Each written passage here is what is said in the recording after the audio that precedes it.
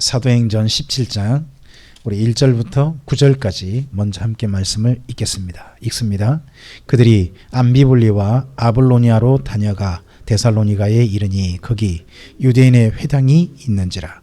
바울이 자기의 관례대로 그들에게로 들어가서 새 성경을 가지고 강론하며 뜻을 풀어 그리스도가 해를 받고 죽은 자 가운데서 다시 살아나야 할 것을 증언하고 이르되 내가 너희에게 전하는 이 예수가 곧 그리스도라 하니 그 중에 어떤 사람 곧 경건한 헬라인의 큰 무리와 적지 않은 귀부인도 권함을 받고 바울과 실라를 따르나 그러나 유대인들은 시기하여 저자의 어떤 불량한 사람들을 데리고 때를 지어 성을 소동하게 하여 야손의 집에 침입하여 그들을 백성에게 끌어내려고 찾으나 발견하지 못하며 야손과 몇 형제들을 끌고 읍장들 앞에 가서 소리질러 이르되 천하를 어지럽게 하던 이 사람들이 여기도 이름에 야손이 그들을 맞아들였도다. 이 사람들이 다 가이사의 명을 거역하여 말하되 다른 임금 곧 예수라 하는 이가 있다 하더이다 하니 무리와 읍장들이 이 말을 듣고 소동하여 야손과 그 나머지 사람들에게 보석금을 받고 놓아 주니라. 아멘. 이가 지금 사도행전 17장 왔습니다만 16장부터 바울의 2차 전도행이 시작되어집니다.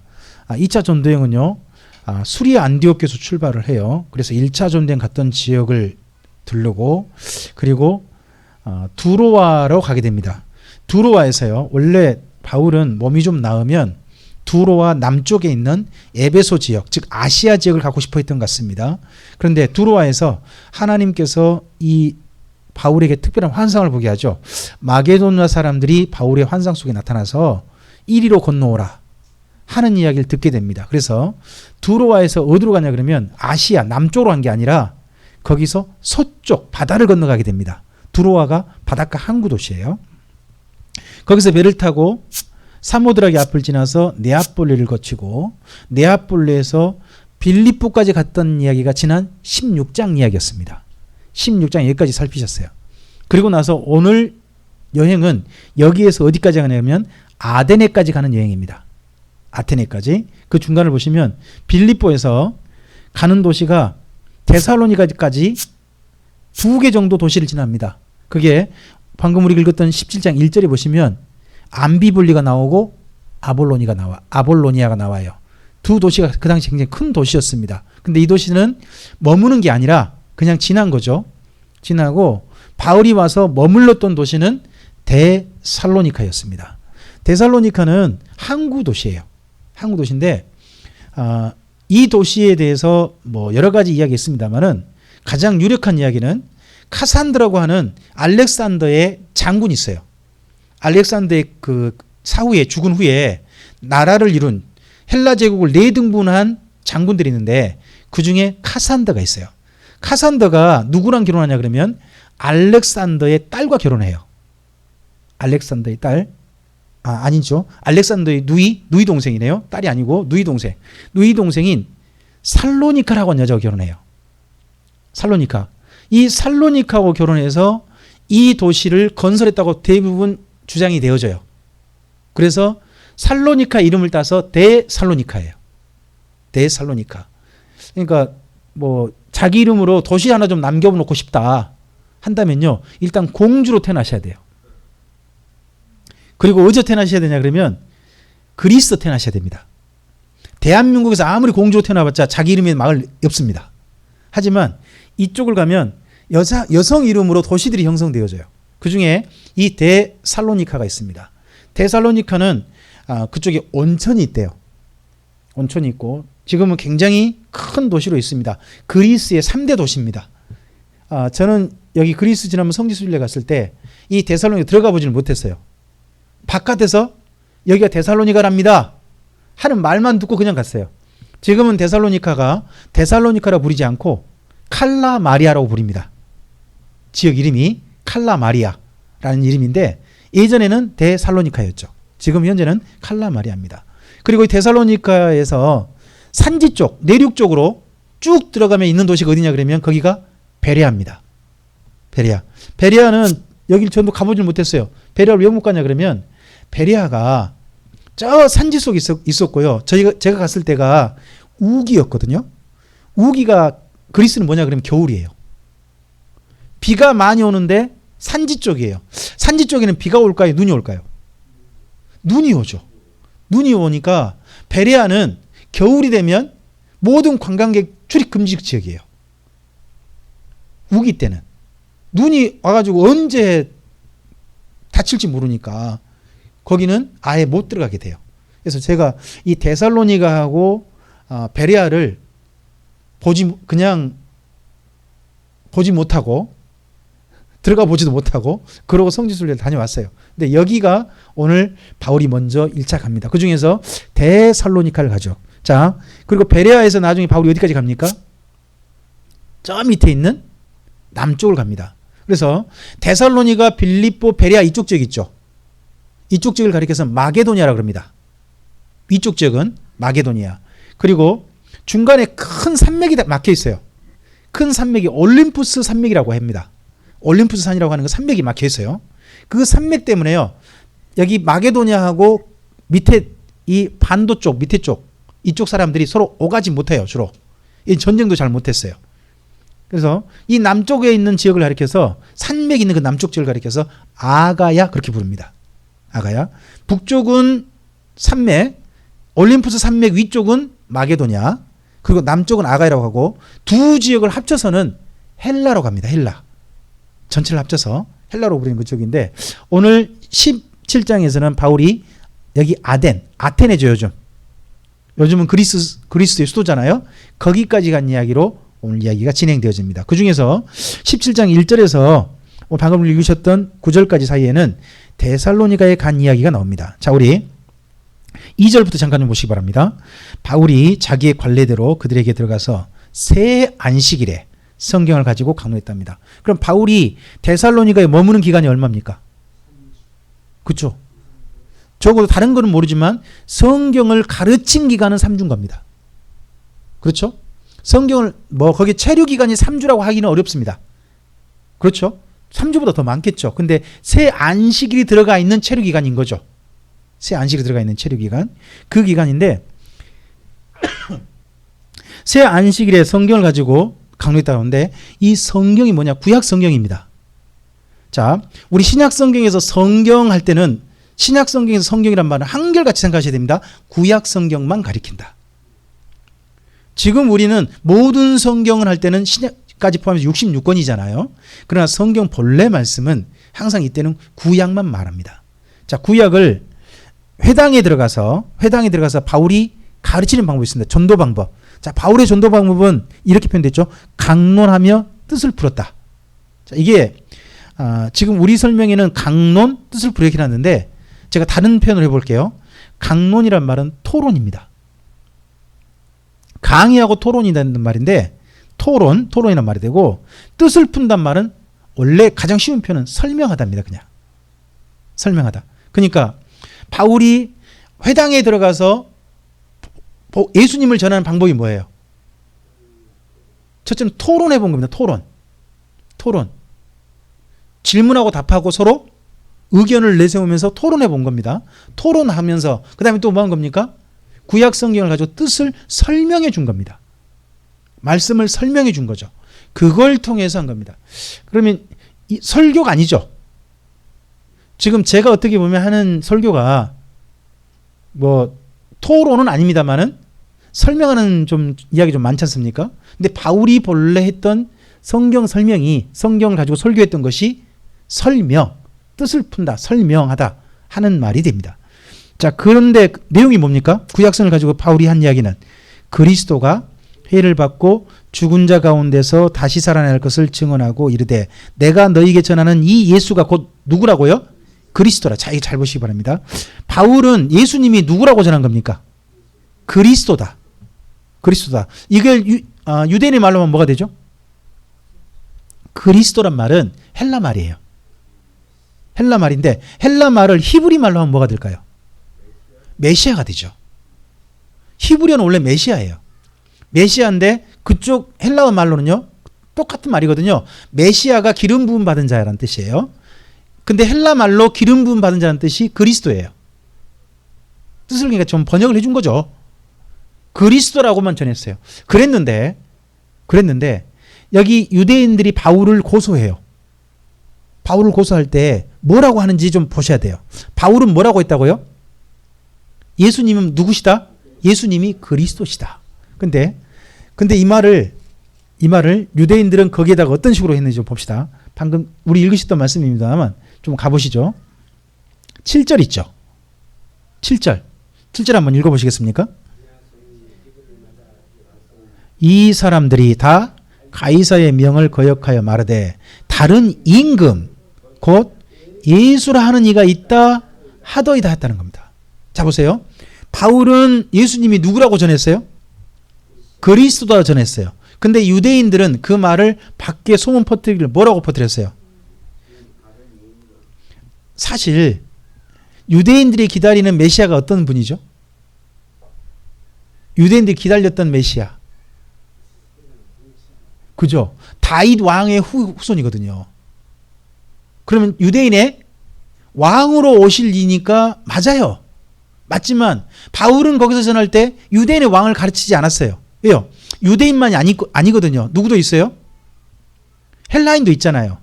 헬라인도 있으니까 유대인의 왕인 예수님을 가르칠 필요 없단 말이죠. 그러니까 누구로 가르친 거예요? 하나님이 모든 사람들에게 보내신 메시아 그리스도라는 분으로 예수님을 가르친 거예요. 왕으로 가르친 게 아니라. 근데 이걸 유대인들은 고소할 때 자기들은 누구를 기다렸어요?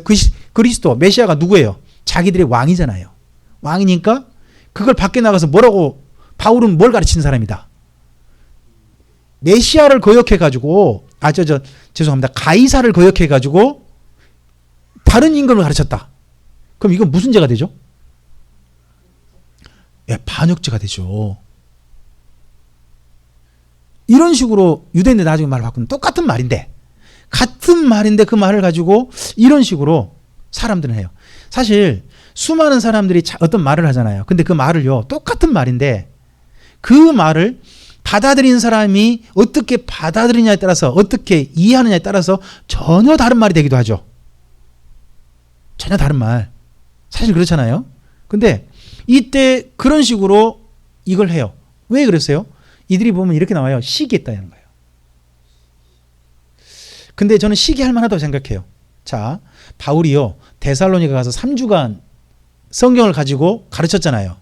가르쳤더니요 수많은 귀부인과 헬라인들이요 바울을 따라버렸대요. 그러면요 바울을 따랐으면 바울이요 그 사람들과 회당에서 만났을까요? 밖에서 만났을까요?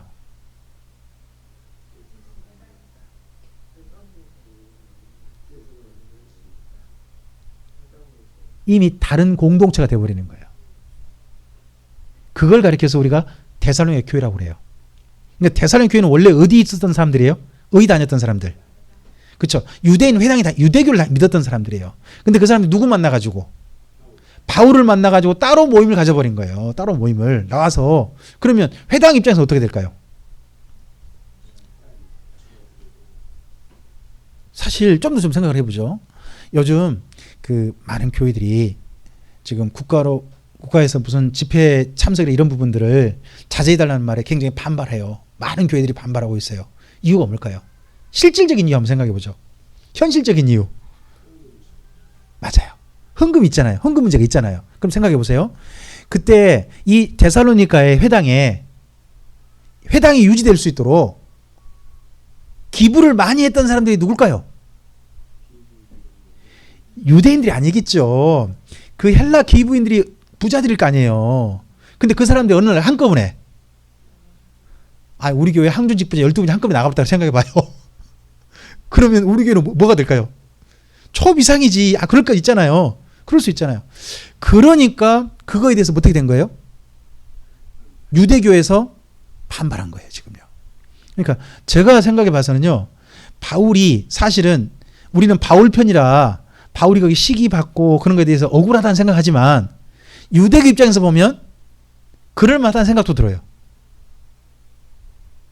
아니 자기 잘 회당 나와가지고 그동안 헌금도 다 해주고 회당 유지되게 만들어줬던 사람들이 한꺼번에 싹 빠져나와 자기 회당 운영도 어려워졌고 사람도 없어져 버리고 해보면 얼마나 그들이 그랬겠어요. 유대인들이. 그러다 보니까 이 바울에 대해서 굉장히 잡고 어떻게 해보려고 했는데 바울은 마침 없었다는 거죠. 바울이 야손이라는 사람이 집에 있었는지 없었는지 잘 모르겠어요. 근데 야손이라는 사람과 몇몇 형제는 잡혔지만 바울은 안 잡혔다는 거죠. 그러고 봐서는 거기 데살로니가에 있던 사람들이 바울 일행을 아무리 봐도 좀 숨겨준 것 같죠. 숨겨주고 그런 것 같습니다. 자, 그러고 난 다음에 어쨌든지 보석금 돈을 내고 난 다음에 풀렸습니다. 이러고 봐서는요, 바울 일행을 돌보는 사람들이 돈이 좀 있나 봐요. 보석금을 낼 정도는 형편되는 거잖아요. 그러고 난 다음에 일이 풀려나서 그 다음 우리 10절 이하 읽어볼까요? 10절부터 읽어보죠. 밤에 베레아로 보내니 그들이 이르되 이르러 유대인의 회당에 들어가니라. 베레아에 있는 사람들은 데살로니가에 있는 사람들보다 더 너그러워서 간절한 마음으로 말씀을 받고 그것이 그러한가 하여 날마다 성경을 상고함으로 그 중에 믿는 사람이 많고 또 헬라의 귀부인과 남자가 적지 아니하나 데살로니가에 있는 유대인들은 바울이 하나님의 말씀을 베레아에서도 전하는 줄을 알고 거기도 가서 무리를 움직여 소동하게 하거늘 형제들이 곧 바울을 내보내어 바다까지 가게 하되 실라와 디모데는 아직 거기 머물더라. 바울을 인도하는 사람들이 그를 데리고 아덴까지 이르러 그에게 실라와 디모데를 자기에게로 속히 오게 하라는 명령을 받고 떠나니라. 잠깐 여기 한번 멈춰보죠. 바울이 이 데살로니가에서요 베레아로 갈 때 시간이 보이시죠? 10절에 밤에. 그러면 바울이 몰래 갔다는 거죠. 그러면 데살로니가에서 바울 일행이 얼마나 큰 위협을 받았는가 보이죠. 목숨이 위협도 할 정도로 지금 살기 등등했다는 거 아니에요. 그러니까 바울이 밤에 몰래 간 거죠. 밤에 몰래. 그래서 베레아를 갔습니다. 베레아도 갔다는 건 베레아도 그만큼 큰 도시였고 베레아도 간 이유가 뭐냐? 유대인 회당이 있어요. 회당. 그러면 거기는 복음 전하기가 좀 더 수월한 거죠. 그래서 거기 베레아에 가서 복음을 전하는데 제가 알기로는 데살로니가에서 베레아까지요. 차로 한 1시간이나 한 2시간 사이라고 제가 들었어요.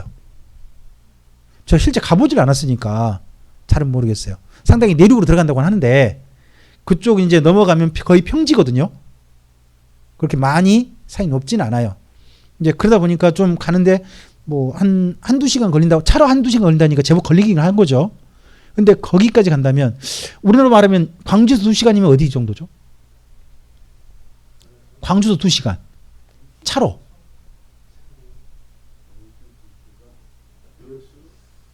여수. 제 고향이 딱 2시간입니다. 네. 그리고 또 좀 위로 올라가면요.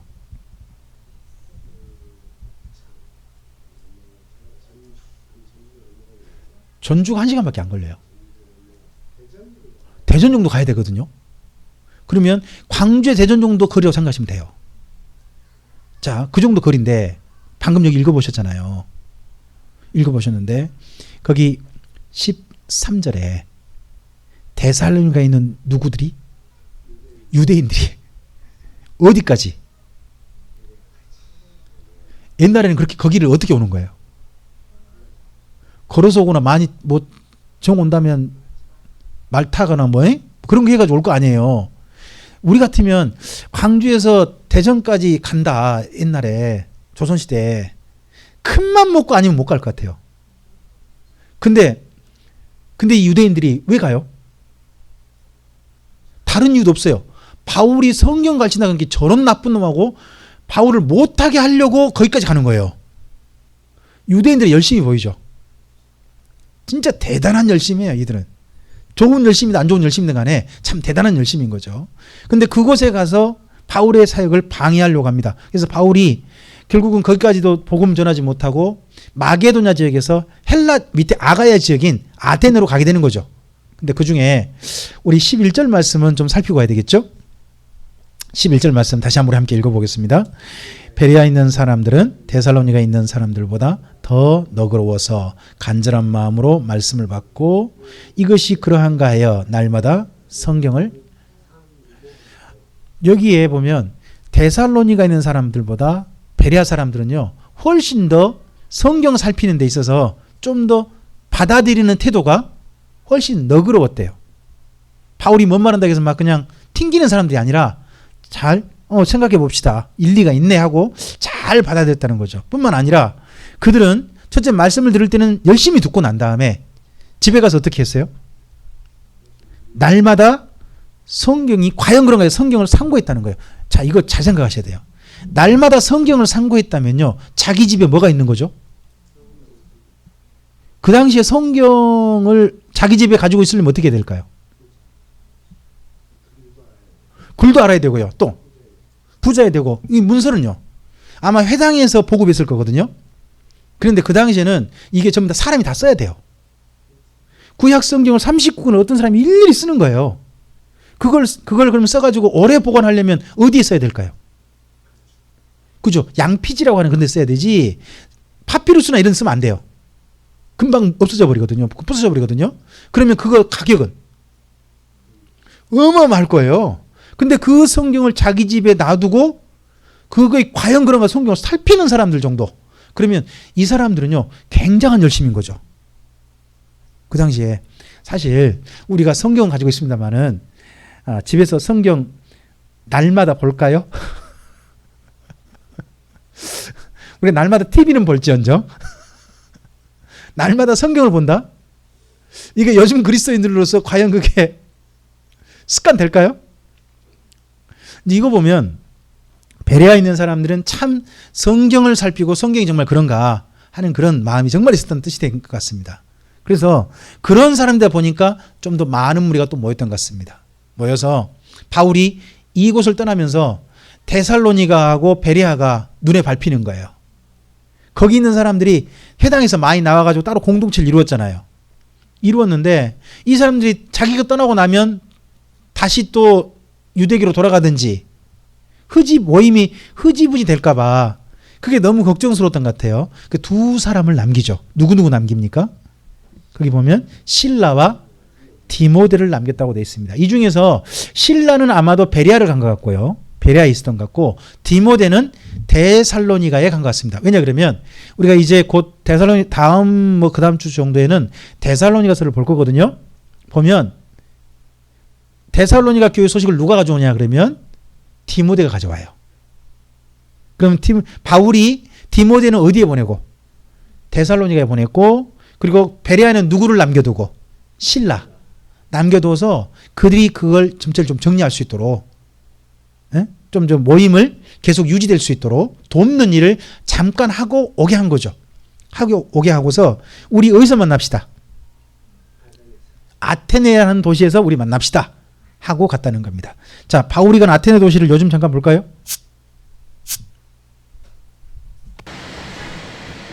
여기가 아테네입니다. 아테네는 1000만이 삽니다. 1000만이 사는데 그리스가 얼마 살죠? 그리스란 나라 2000만이랍니다. 2000만인데 절반이 여기 삽니다. 그래가지고 방금 보시는 것처럼 도로가 완전히 차로 꽉 차여 있습니다. 이거 다 무슨 차인지 아세요? 불법 주차예요. 다 불법 주차예요. 이거 단속 나오면 어쩔까요? 다 딱지 붙이는 거예요. 다 원래. 근데 거기는 그런데요. 딱지 붙이려고 하다가 이제 저 경찰하고 그 차주하고 서로 이야기가 주고받는답니다. 그래가지고요. 차주가 설득을 시키면요. 안 떼고 간답니다. 근데 차주가 그 경찰을 설득 못 시키면 딱지를 뗀답니다. 거기는 좀 더 토론의 나라라.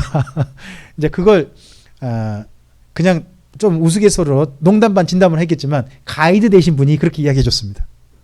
그 정도로 이곳은 불법이 아닌 도로 사정이 너무 안 좋은 사람 사는 곳이 그런 곳이 이곳입니다.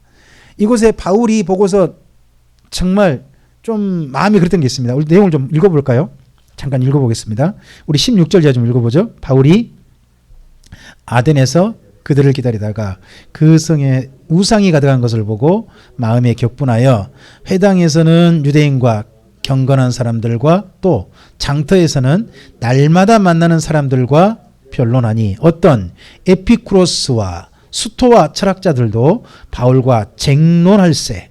어떤 사람은 이르되 이 말쟁이가 무슨 말을 하고자 하느냐 하고, 어떤 사람은 이르되 이방 신들을 전하는 사람인가 보다 하니 이는 바울이 예수와 부활을 전하기 때문이라. 잠깐 거기 멈춰보죠.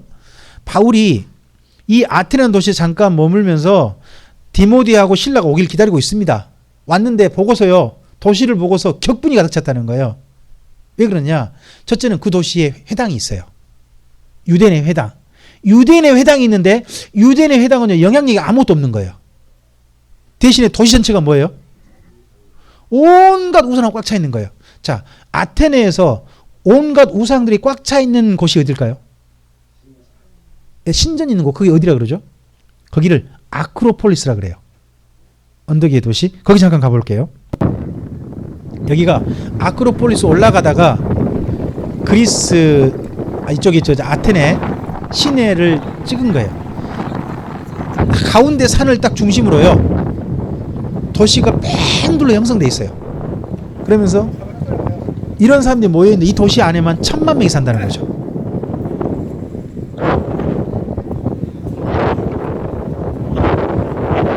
이 많은 사람들이 뭐하고 먹고 살까 한 생각 정말 들더라고요.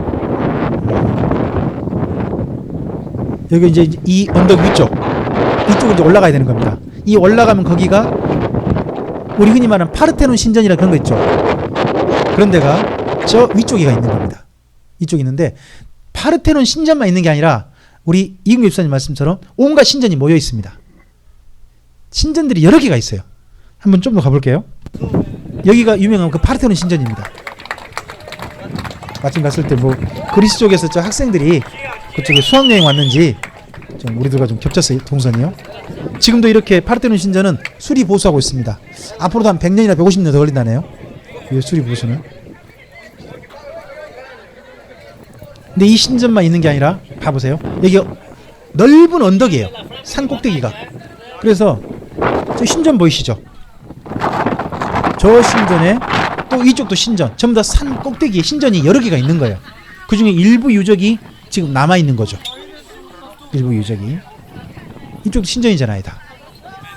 저기는 아무리 봐도 아테네 신전 같죠? 여기가 아테네라는 도시잖아요. 그래서 파르테논, 아테네, 뭐 아폴로 신전, 이런 다양한 신전들이 다 모여 있어요. 네. 그런 신전들이 모여 있고, 저 아래쪽에 제우스 신전이 있습니다.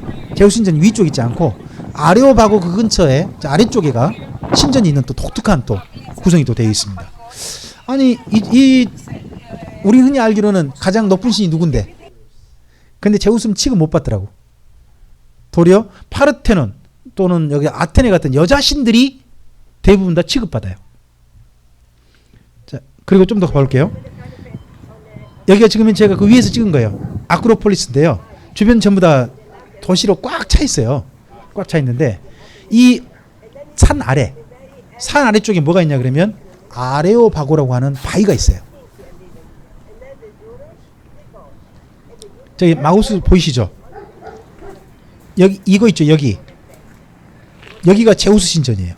아, 여기 말고 좀 더 가는데 이 옆에, 아 죄송합니다, 제우스 신전 터가 있어요, 이 밑 옆에가. 그리고 여긴가? 신전 터가 안 보이네요. 여기가 아레오바고예요. 이 하얀 바위. 아레오바고가 뭔가 했더니 바위요, 바위에 앉아가지고 서로 토론하고 투표하고, 거기서 또요 심지어 뭐도 하냐 그러면 거기에서 뭐 심지어 취조도 해요. 취조. 바울은 여기에 뭐가 하냐 그러면 취조당하러 갔어요. 취조당하러. 뭔가 좀 이상한 사람이 나가서 도시를 시끄럽게 한다는 거죠. 그래서 이거 잡아와가지고 이곳에서 우리 같은 경찰서 같이 취조당하는 곳도 이 아레오바고입니다.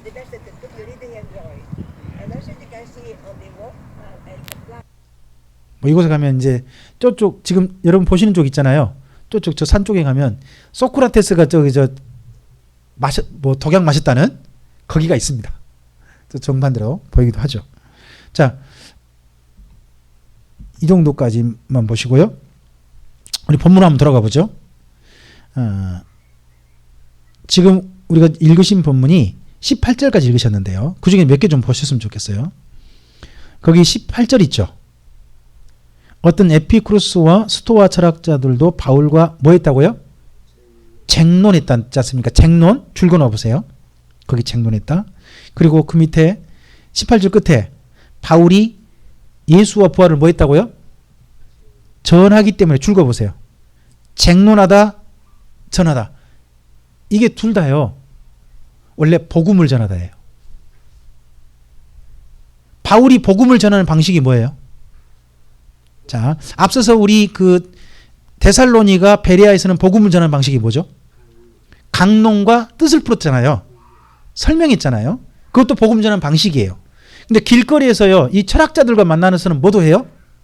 토론 정도가 아니에요. 그냥 뭐예요? 서로 싸우듯이 격렬하게 논쟁하는 거예요. 격렬하게 논쟁. 쟁론이라는 건 전쟁하듯이 토론한다는 뜻이잖아요. 정말 그렇게 뭐 서로 그냥 상대편을 갖다가 내가 옳다, 내가 옳아 막 서로 막 강력하게 주장하면서 그런 식으로 이야기했던 게 뭐냐 그러면 복음 전하는 방식이었다는 거예요. 우리는 복음 전한다 그러면 항상 뭐만 생각하냐 그러면 뭐예요? 뭐 길거 나가지고 예수 믿으시오 뭐 이런 거라든지 뭐 그런 거만 생각하잖아요. 그렇지 않다는 거죠. 뜻을 풀어주는 것도 복음 전하는 거고 심지어 뭐도 그러냐? 사실은 토론하는 것도 복음 전하는 방식이라는 거죠. 바울은 이 토론도 복음 전하는 방식으로 사용했다는 겁니다. 자, 그랬을 때 이 사람들이 좀 이들을 잡아갑니다. 자, 거기 19절 보세요. 19절에 그를 뭐 했다고요? 붙들어서 그를 어디로 갔다고요? 아레오바고. 그럼 바울을 아레오바고로 어떻게 데려간 거예요? 붙들어 간 거예요. 요즘으로 해봐요. 예, 체포당한 거예요.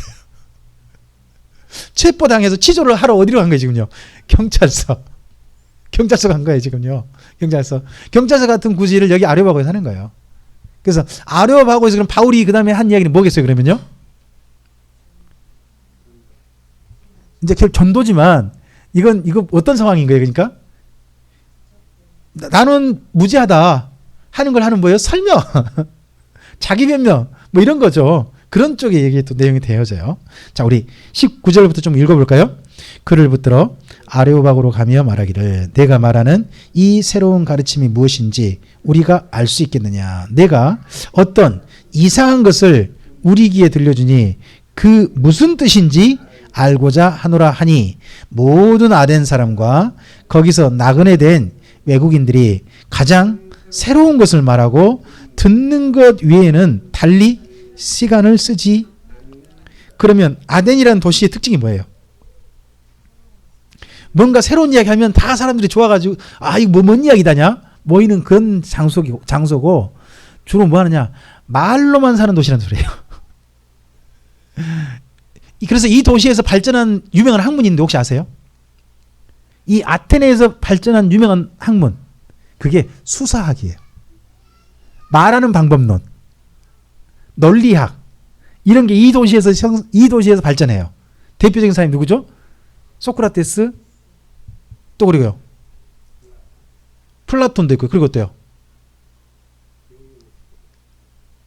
아리스토텔레스 이런 사람도 이쪽 출신이죠. 이들이 바로 이 도시의 이 특징이 도시 특징. 그래서 말하는 거 되게 좋아하고 토론 거 되게 좋아한답니다. 이쪽에 가보면 특징이 있습니다. 저희가 네아폴리라는 곳이 있죠. 네아폴리. 우리 성경에 네아폴리라는 항구 도시 도착을 했어요. 지금은 까발라는 도시인데 그 도시에 갔더니 우리들이 식사하는 자리 옆에 거기 그리스 사람들이 저녁 식사를 하러 왔어요. 우리는 식사하고요. 한 1시간 정도 식사하고 1시간이면 상당히 긴 거 식사한 거예요. 하고 우린 자리 떴어요. 근데도 그 사람들은 안 떠나는 거예요. 계속 있는 거예요. 그래서 물어봤어요. 거기 저 가이드께 저 사람들 언제까지 있습니까? 앞으로 2시간 더 있대요. 3시간 그렇게 한번 식사 자리면 만나면요. 무슨 할 얘기 이렇게 많아서 이야기하는 걸 되게 좋아한대요. 그리스 사람들은. 그래가지고 사정을 하여튼 계속 이야기하고 이야기한 점에 빠져가지고 3시간이고 뭐고 하여튼 그렇게 이야기하고 그러고 난 다음에 헤어진다는 거죠. 아, 이쪽 사람들 정말 이야기를 좋아하는구나 하는 걸 그리스 사람들의 특징을 그 식사 자리에서 한번 좀 본 적이 있었어요. 근데 이 도시가 그런다는 거죠. 그 다음 한번 읽어보죠. 그러자 바울이 이제 그 바울을 잡아온 이유는 도시 소동 사건이지만 뭔가 새로운 것을 이야기하니까 치조도 할 겸 뭐 할 겸 뭔 소리 한가 들어볼 겸 해서 바울을 잡아왔다는 거 뜻이 되겠죠. 그러자 바울이요. 자, 우리 22절부터 잘 읽어보셔야 돼 이게. 바울이 한 두 번째 설교기도 하거든요. 사도행전에서. 자, 22절부터 읽겠습니다. 바울이 아레오바고 가운데 서서 말하되 아덴 사람들아 너희를 보니 범사에 종교심이 많도다. 이 말은 좋은 말일까요? 좀 비웃는 말일까요? 비웃는 말이죠. 이게 좋은 말 아니에요. 종교심이 많다는 말은요. 그 도시 특징이죠. 우상이 너무 많다는 소리죠. 이건 유대인들한테 좋은 소리 아니에요. 아니 솔직히 생각해 보세요. 우리 그리스도인으로서 어디 갔더니 신상이 엄청 많아요. 아따 이 도시 신상 많구만. 당신 나라 신상 참 많소. 그 말이 우리 입장에서는 그 말이 칭찬일까요? 조금은 좀 그런 말일까요? 일단 말은 예의상 해주지만 속으로는 뭔 신상을 그렇게 만들어가지고 쓸데없는 것을 그런 이야기 아니겠습니까? 바울이 지금 그 이야기를 시작하면서 자 이때 잘 생각하셔야 될 게 자 아레오바고에 모인 사람들은 회당에 있는 사람일까요? 회당에 안 가본 사람들일까요? 그렇죠. 요즘 말은 쉽게 말하면 교회의 생뚱이들. 전혀 복음이란 복자도 예수란 예자도 모르고 하나님도 몰라요. 근데 그런 사람들한테 복음을 전하는 거예요. 그래서 우리가요 예수도 전혀 모르고 하나님도 전혀 모르는 사람한테 복음을 어떻게 전할 것인가는 중요한 모범이 이 다음에 있어요. 그러니까 우리 잘 읽어봐야 한다는 거죠. 자 24절입니다. 읽어보죠. 23절 계속 읽어보죠. 이해하는 것을 보다가 알지 못하는 신에게라고 새긴 단도 보았으니 그런즉 너희가 알지 못하고 위하는 그것을 내가 너희에게 알게 하리라. 이 도시가 수많은 신을 알지만 사실 누구를 모를까요? 하나님을 몰라요. 여호와 하나님 모르잖아요. 그러니까 여호와 하나님에 대해 내가 알려줄게. 그 이야기죠. 계속 읽어볼까요? 우주와 그 가운데 있는 만물을 지으신 하나님께서는 천지의 주제시니 손으로 지은 전에 계시지 아니하고 또 무엇이 부정한 것처럼 사람의 손으로 섬김을 받으신 것이 아니니 이는 만민에게 생명과 호흡과 만물을 친히 주시는 이심이라. 자 여기 하나님 바울이 전하는 첫 번째 하나님 어떤 하나님인가요? 예, 창조자 하나님이죠. 우리가 누군가에게 우리 하나님을 전할 때 가장 먼저 어떤 하나님을 전해야 한다는 거죠? 이 세상을 지으신 분이 계십니다. 그리고 사랑하는 선생님도 부모님 덕에 이 땅에 태어나신 건 맞지만 사실 살펴보면 이 땅에 사람이 살게 된 게 하나님이란 분이 창조하셨기 때문이라는 이야기를 가장 먼저 해야 한다는 거죠. 그리고 이 땅에 살면서 보세요. 하나님은 부족하게 어디 신전에나 갇혀 있거나 그런 분이 아니란 거죠. 재물 받는 거 좋아해가지고 재물 좀 많이 바치면 배부르고 재물 적게 바치면 왜 안 바쳐? 그런 분이 아니라는 거죠. 도리 어떤 분이다? 재물을 주는 분, 재물을 받기를 좋아하는 분이 아니라 사람들에게 주는 분이다. 뭐를 주는 분이에요? 세 가지 있죠. 생명과 호흡과 그 다음에 또 뭐를요? 만물. 이 땅에 있는 모든 하나님이 피조물을 지구라는 피조물을 누구에게 선물로? 사람들에게 선물로 안겨주셨다는 거죠. 생명과 호흡과 만물을 주시는 분, 받으시는 분이 아닌 거죠. 먼저 주시는 분. 우리가 하나님을 소개할 때 이 하나님을 소개해야 되는 거죠. 이 하나님을. 자, 그 다음 또 읽어보겠습니다. 인류의 모든 족속을 한 혈통으로 만드사 온 땅에 살게 하시고 그들의 연대를 정하시며 거주의 경계를 한정하셨습니다. 자, 이게 26절에 하나님께서 사람 창조를 어떻게 하셨다는 겁니까? 한 혈통이란 말은요. 한 사람을 통해서 인류가 형성됐다는 뜻입니다. 그 한 사람이 여기서 이름을 말하지 않았지만 바울은 누구를 말하는 겁니까? 아담을 통해서 인류 전체가 형성되어졌다. 그리고 각 나라, 민족이 뭐야? 거주와 경계를 가지고 지금 살고 있다. 나라를 이루고 민족을 이루고 그렇게 살게 하신 분이 누구시다? 하나님이시다. 자, 그 다음 또요. 27절입니다. 이는 사람으로 혹 하나님을 더듬어 찾아 발견하게 하려 하심이로되 그는 우리 각 사람에게서 멀리 계시지 아니하도다. 자, 27절에 두 가지를 발견하셔야 돼요. 하나님은 어떤 분이에요?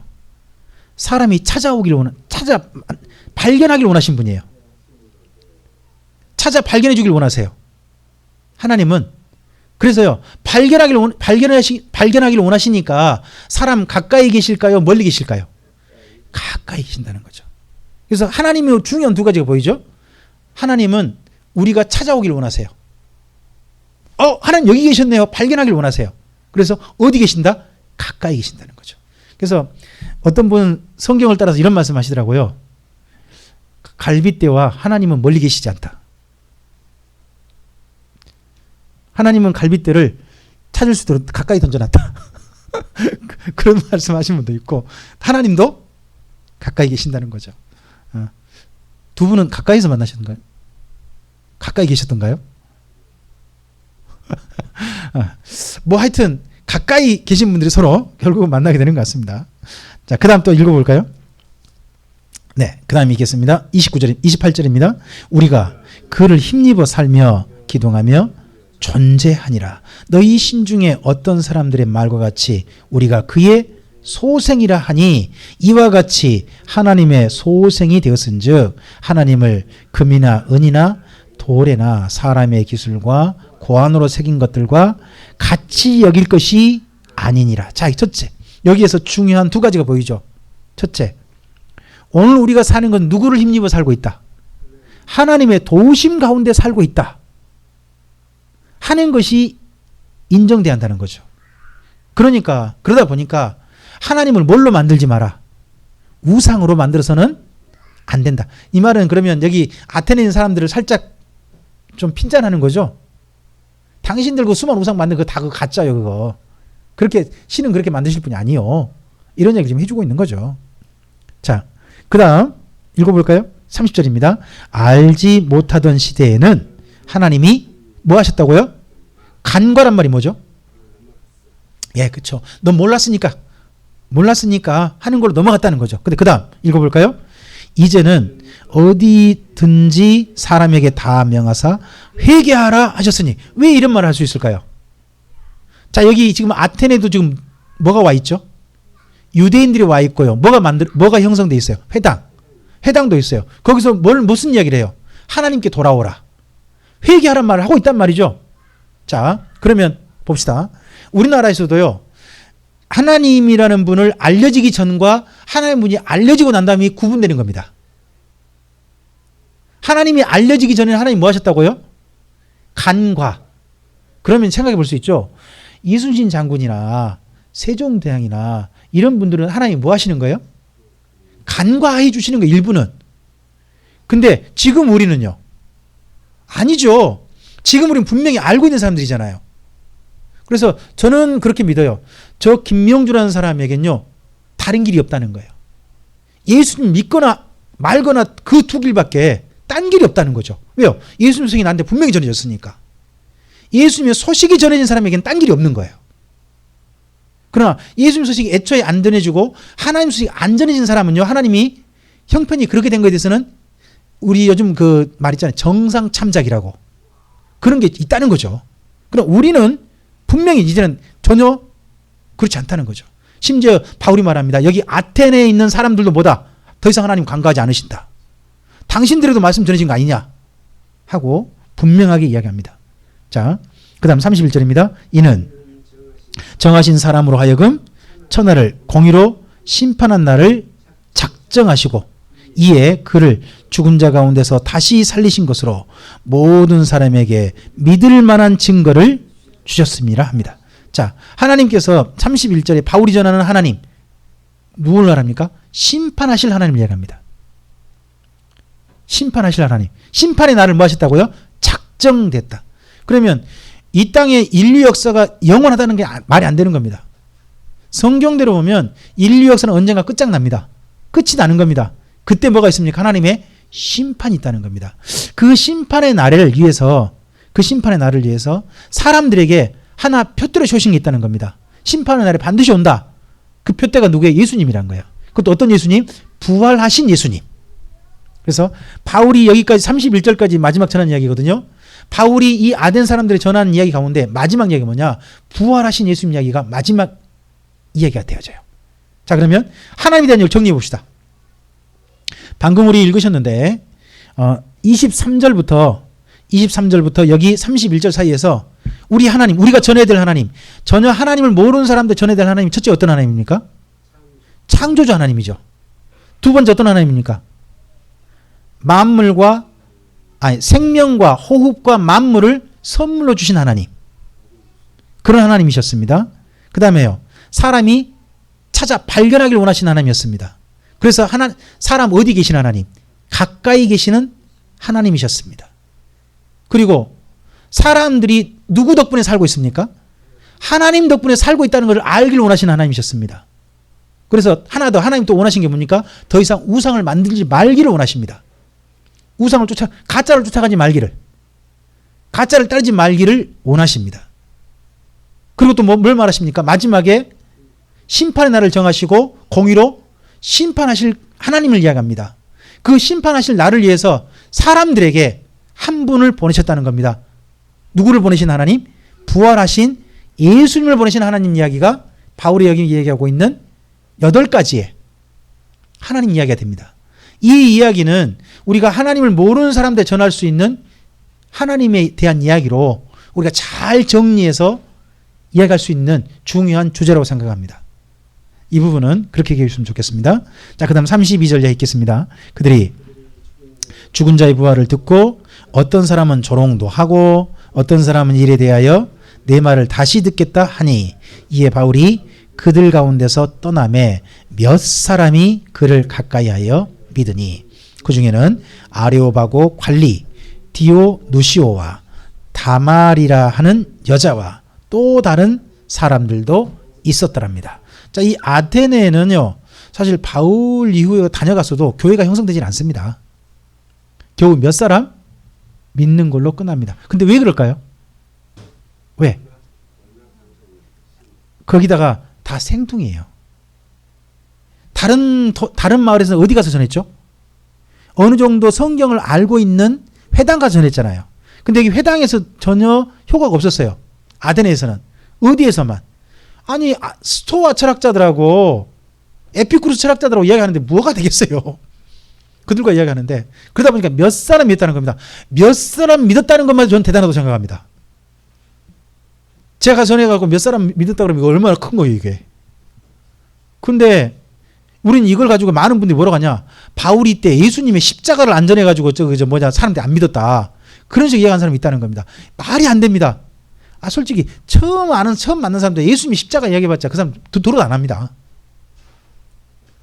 바울이 정말 이야기 잘한 건데 듣는 사람들이 그만큼 마음이 준비가 안 됐고 들을 기가 없었다는 뜻이지 결코 그건 또 아니다 하는 것도 분명하게 우리가 보았으면 좋겠습니다. 오늘 여기까지 보실 겁니다. 바울의 전도가 마게도냐에서는 제법 효과가 있었습니다. 근데 회당 전도였죠. 근데 그 전도가 계속해서 지속되지 못한 이유가 뭡니까? 유대인들이 방해가 있었습니다. 지금도 우리가 복음을 전하려고 하다 보면 방해한 사람들이 있기는 마련이라고 저는 생각합니다. 전 세계에 지금 현재요, 복음 전하는데 최고 방해자가 누굴까요? 저는 어찌 보면요, 미국 같아요. 복음 전하는데 최대 방해자가, 솔직히 제가 이렇게 말하면 좀 이상하지만 많은 사람들이 기독교를 싫어하게 만드는 나라가 전 미국 같아 보여요. 참 저는 좀 아이러니하더라고요. 좀 슬퍼요. 이게 좀 안타까워요. 하여튼 제 생각이 일리가 없을 수도 있습니다만 하여튼 제게는 좀 그렇게 좀 생각이 좀 된 게 좀 있습니다. 자, 그렇게 복음이 그쪽에 안 전해졌는데 아덴에 와서도 복음이 잘 안 전해졌죠. 왜요? 전혀 생뚱한테 전했으니까. 하지만 전혀 하나님을 모르고 예수님도 모르는 사람들한테 우리 복음을 어떻게 전할 것인가, 무슨 이야기를 해서 그들이 하나님께로 초대할 것인가 하는 이야기는 바울이 오늘 정말 중요한 모범을 보여주셨습니다. 이 이야기를 오늘 기억하고 우리가 하나님 이야기들을 처음 만나는 사람 있지 않습니까? 하나님도 모르고 예수님 모르는 사람한테 우리가 하나님을 어떻게 전할까 할 때 이 이야기들, 이런 하나님을 한번 전해보는 거, 그리고 그분들이 이런 하나님에 대해서 좀 이해할 수 있도록 알아듣도록 이야기를 한번 정리해 보는 거, 그런 것도 우리가 전할 수 있는 중요한 준비가 되지 않을까 싶습니다. 하나님 안에서 소중한 주님의 복음의 동역자들로 우리들도 사용되기를 바랍니다. 기도하겠습니다. 주님 감사합니다. 함께 주의 말씀을 듣습니다. 이 말씀이 다시 한번 바울의 성령님과 동역했던 그 사건도 보게 하시며 2020년 오늘 우리에게 이 말씀을 보게 하시는 하나님의 선하신 뜻을 이해하는 말씀이 되게 하옵소서. 우리는 말씀을 전하는 자, 말씀을 듣는 자, 그 가운데서 이미 우리는 말씀을 들은 자들입니다. 들은 자들로서 이제 말씀을 전하는 자로 주님께서 기대하신 줄로 압니다. 그래서 오늘 바울 일행의 이 복음 전하는 사역, 이걸 잘 보고 모범을 삼아서 우리와 만나는 사람들에게 주님의 복음을 가장 효과적으로 잘 전할 수 있는 준비가 되어지는 우리들이 되도록 도와주셔서 성령님의 사역이 2000년 전 바울 시대만 아니라 2020년 우리들을 통해서도 대한민국 땅에서 이루어지는 은혜가 있게 해 주시옵소서. 주님께 의탁드리오며 예수님 이름으로 기도합니다. 아멘.